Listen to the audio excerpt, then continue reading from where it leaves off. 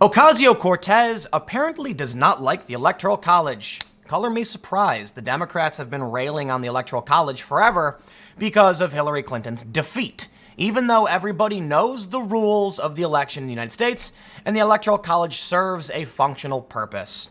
Now, look, I'm not a historian. I've read some articles from like Smithsonian that have talked about whether or not it's outdated. There's some interesting things to read about the Electoral College, but for the time being, I believe it's extremely important we keep it.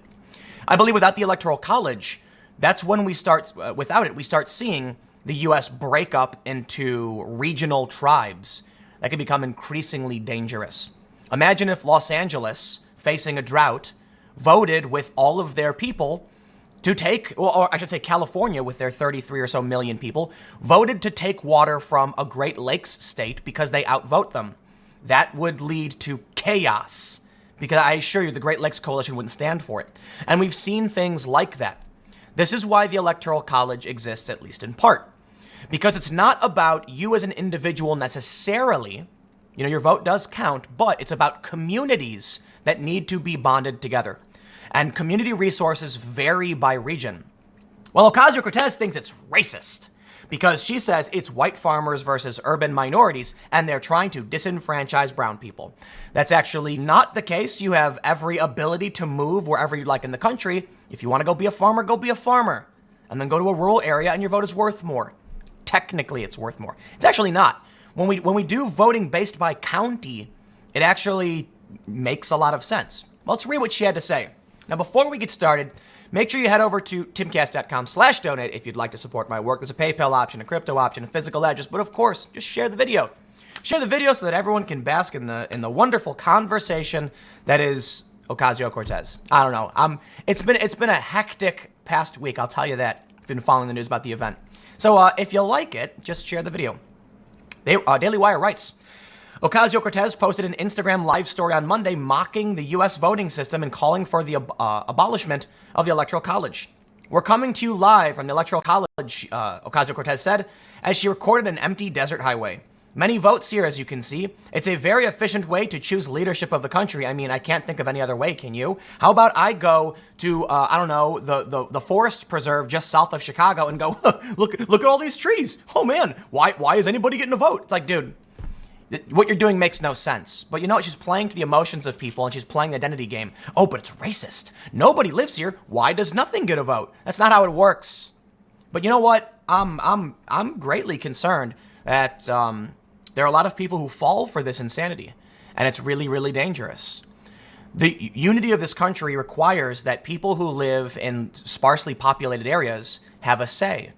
And if they're consistently outvoted, then you start seeing problems arise with secession and fighting. I mean, look, if you lived in Montana and they said one person, one vote, abolish electoral college, Montana already does have less Congress people, less electoral votes, but now they're being told straight up, you're going to be outvoted no matter what you do. Well, I'll tell you what, they're going to be like, then count us out. If we have no say in the union, why would we want to be in it? So that's what the Electoral College needs to do, because they are sovereign states. Look, I really don't think Montana or Wyoming would secede, but it's going to have devastating impacts on interstate trade and relations and local jurisdictions. It would be chaos. These farming states and less densely populated states would start putting ridiculous terms on goods and services, taxes. We would see border protections emerging by state. It would be nuts. What we have is a system that guarantees they don't get trampled over by large cities. Let's read. The self-proclaimed radical congresswoman cited a March 2019 report from New York Magazine's Daily Intelligencer titled, "Here's Every Defense of the Electoral College and Why They're All Wrong." She subsequently noted that the report is for all the Republicans getting big mad because the Electoral College is in fact a scam. It's so funny. I don't know what world I live in or my friends who aren't Republicans and think the Electoral College makes a ton of sense. And if Hillary Clinton just campaigned better in the blue wall states, she would have won. Yet the problem was she knew the rules and she didn't play the game properly enough.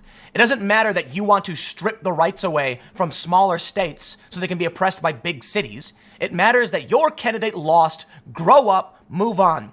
You know what the rules are. 2020 is coming. Play the damn game the same as Trump did. Okay? And that's coming from somebody who is looking forward to voting for Tulsi Gabbard. But you know what? That's why so many conservatives have said that Yang and Tulsi are the rational, sane Democrats. It's because they are. And they're not perfect people. I think we get that. But the people like Ocasio-Cortez will either just be so unintelligent or willfully ignorant. I think she's trying to manipulate people on purpose because they want Los Angeles, New York, and Chicago to control who becomes the president. That makes no sense. Literally no sense. Let's read on. They say, Cortez touched on several intersecting points, all of which are based on the underlying idea that the American voting system is racist and therefore is discriminatory against minorities.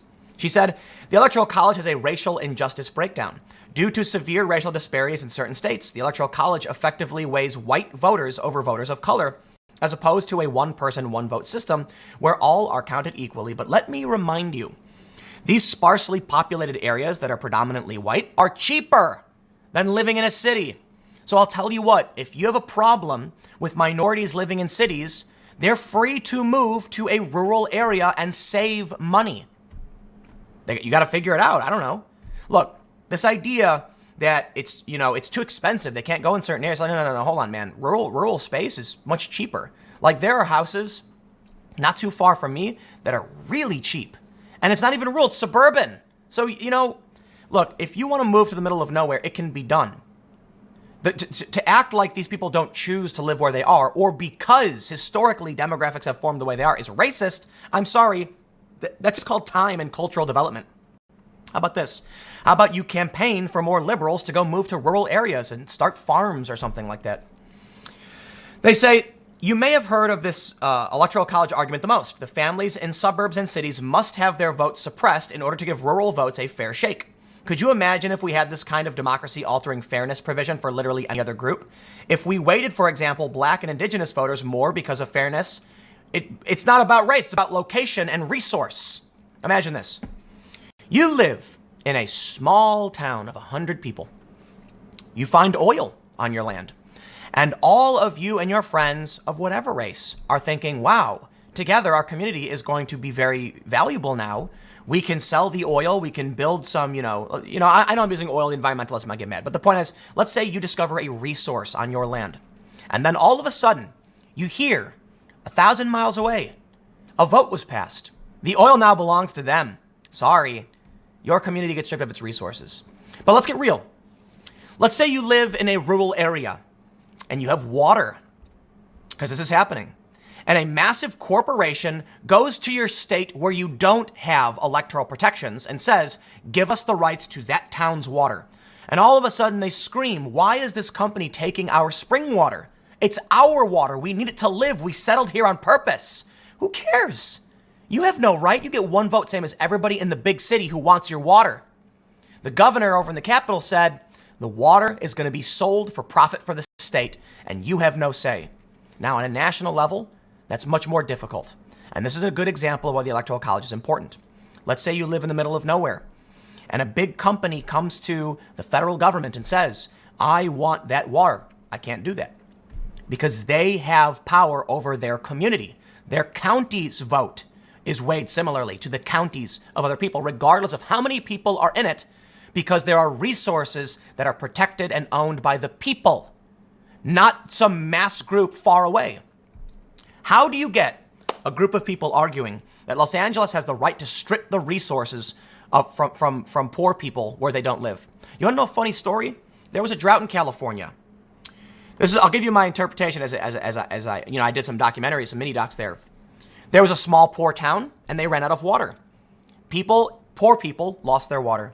One of the reasons was because surface water was voted away to the cities.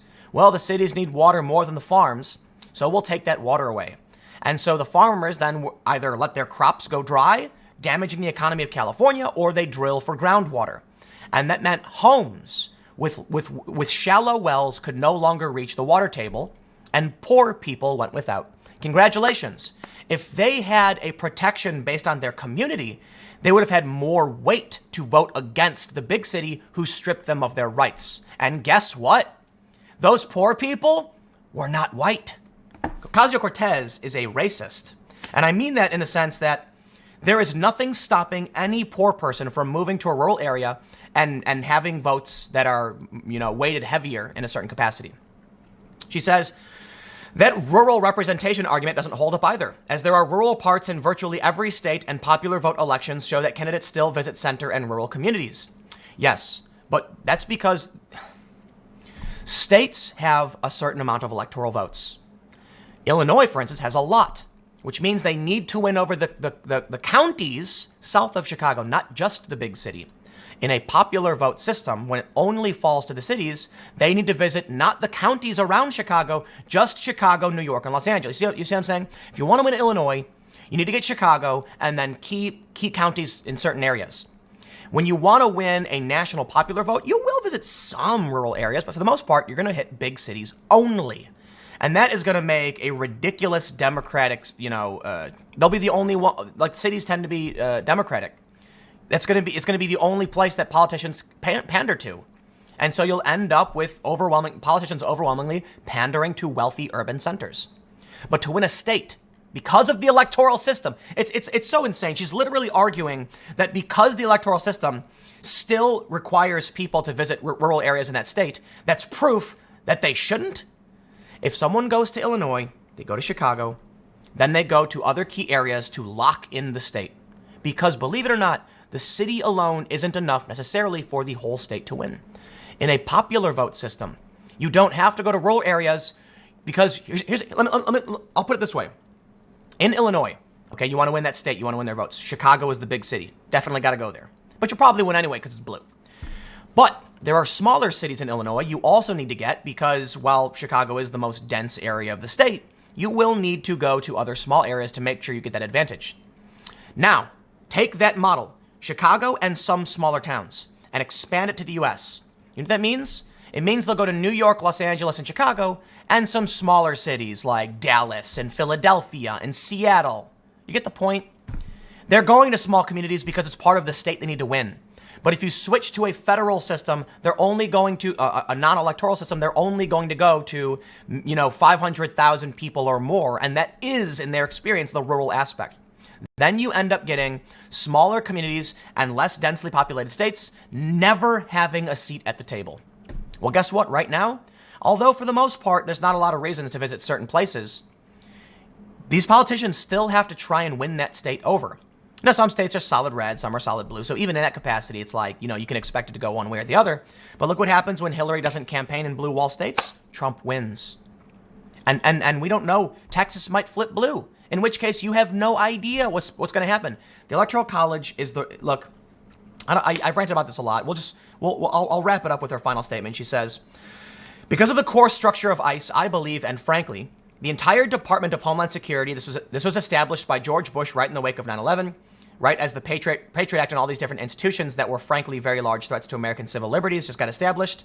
Okay, that's an old thing. So so she just ends by saying, facts are facts. The Electoral College has got to go. You clearly haven't read a book. I'm not going to act like I know better than anybody else, but I will say the arguments she puts forward are shallow. And it's like, you have to, you know what, man?